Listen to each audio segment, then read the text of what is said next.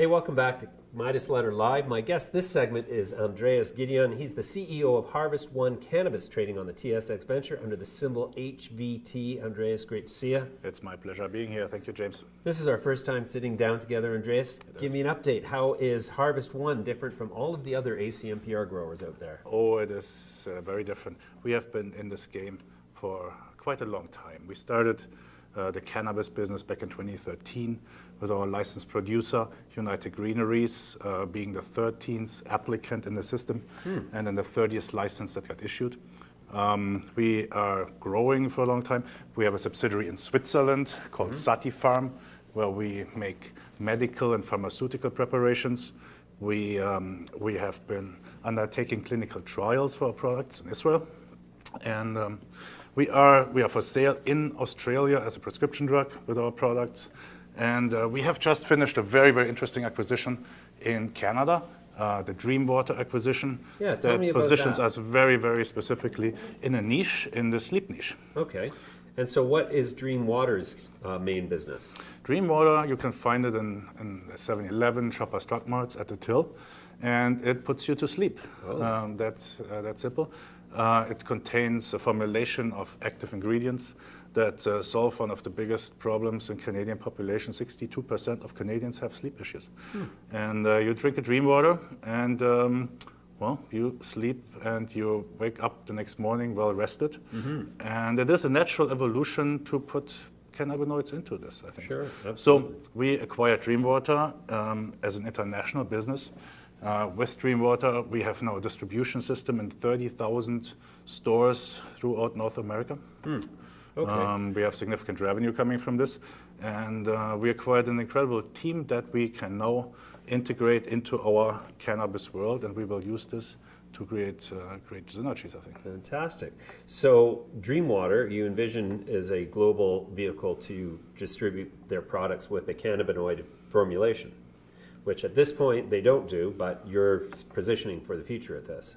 We are. And as you know, the international market is very complex when it comes to hemp, CBD, cannabidiol in the different jurisdictions. We are very active in Europe through our subsidiary Satifarm, where we sell a proprietary cannabidiol CBD product in 12 European countries over the counter as a dietary supplement. We are planning to add Dreamwater to that distribution chain. We are also planning to use the distribution chain of Dreamwater to bring our European products into the Canadian and North American market. So I would say, because I haven't really heard that much about you in the last little while, so I would consider you one of those stealth cannabis companies who's busily going about their business. I'm looking at your asset mix here and kind of quite surprised that you've got so much going on, and I haven't spent any time with you yet. So we're going to come and visit you with a camera for sure. But so currently, right now, what's your revenue profile look like? Where are you distributing products? What are you growing? We are in Canada. We have a sales license under the ACMPR since October last year. We have just rolled out 2 significant brands into the market. One is called Royal High, which is geared towards the premium segment of cannabis. And you dried flower, then? Dried high-end flower, and you high THC.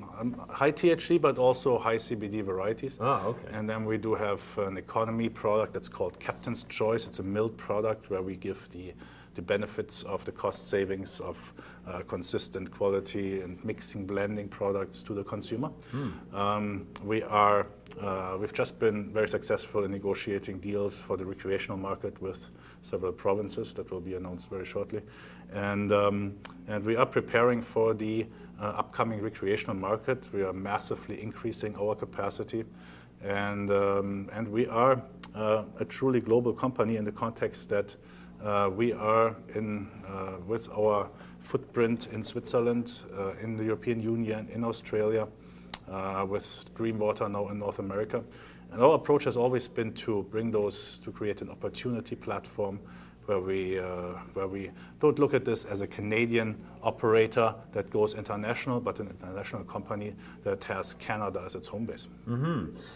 That's really interesting. The use of your relationship as United Greeneries So was this formerly a company that grew other things in greenhouses?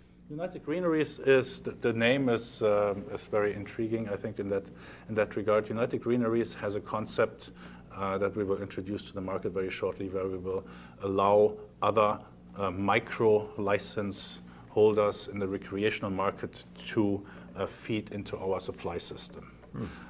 This is really where the name United Greeneries comes from. Sure. Of course, the challenge for the upcoming system in Canada will be, how do you handle as a public company the fact that cannabis will be an agricultural commodity at some point?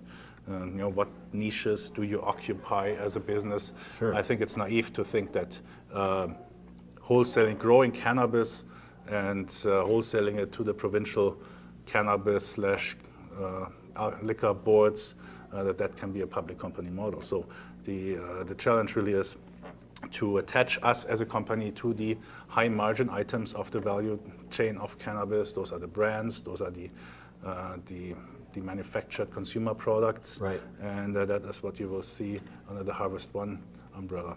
Cool. How much money has gone into the company capital-wise, and what percentage of that is retail versus institutional? We have raised since 2013, I've raised roughly $150 million, both in Australia on the Australian Stock Exchange as well as on the TSX Venture Board. Most of that originally was raised from institutions.